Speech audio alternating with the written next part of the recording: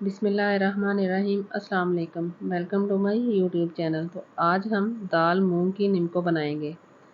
तो यहाँ पर मैंने दाल मूंग ली है, जिसको मैंने 4 से 5 घंटे भिगो के रख दिया था। तो ये देखिए हमारी दाल अच्छी तरह से फूल चुकी है। तो इसका पानी मैंने निकाल दिया है।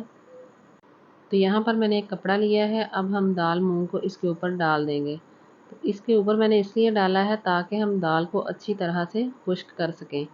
तो अब हम इसको हाथों की मदद से इस पे फैला देंगे। इस तरह से आपने इसको ऊपर फैला देना है। अगर इसी दौरान आपने अभी तक हमारे चैनल को सब्सक्राइब नहीं किया तो प्लीज़ हमारे चैनल को ज़रूर सब्सक्राइब कीजिएगा। तो अब हम यहाँ पे टिश्यू लेंगे और इस तरह से इसको ऊपर रखेंगे और इसको हम अच्छे से खुश्क कर लेंगे। तो एक बात का आपने ध्यान रखना है कि इस रेसिपी में दाल को भिगोना बहुत ही ज़रूरी है। तो अब यहाँ पे कढ़ाई में मैंने ऑयल लिया है और इस ऑयल को हमने गरम करना है। तो यहाँ पे हमारा ऑयल गरम हो चुका है। तो अब जो हमने दाल को ड्राई करके रखा था, अब हम वो इसमें डाल देंगे। तो यहाँ पर हमने सारी दाल इसमें डाल दी है। तो अब हम इसको चम्मच के साथ अच्छी तरह से हिलाएंगे। तो इस दाल को हमने लो टू मीडियम फ्लेम पर पकाना है। और इसको कब तक पकाना है?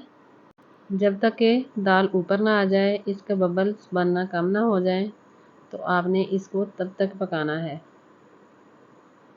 तो अगर आपको हमारी वीडियो अच्छी लगे तो प्लीज़ हमारी वीडियो को लाइक और शेयर ज़रूर किया करें। तो साथ साथ आपने इसको चम्मच के साथ हिलाते रहना है।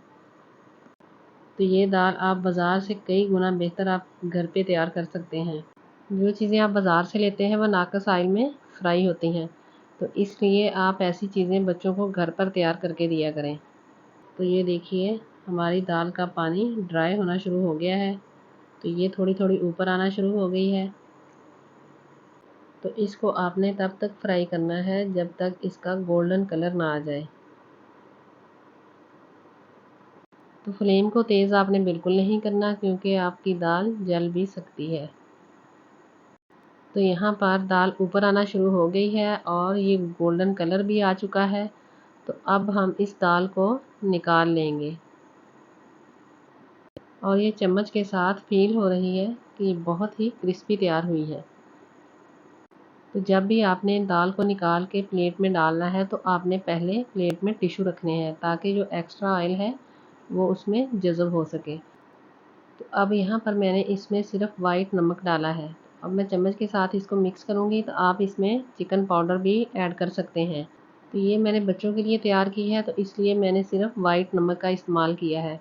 तो आप इसको सेव भी कर सकते हैं किसी भी जार के अंदर। तो ये 2 से 3 माह तक बिल्कुल भी ख़राब नहीं होती। तो दुआओं में याद रखिएगा। अगली वीडियो तक के लिए अल्लाह हाफिज़।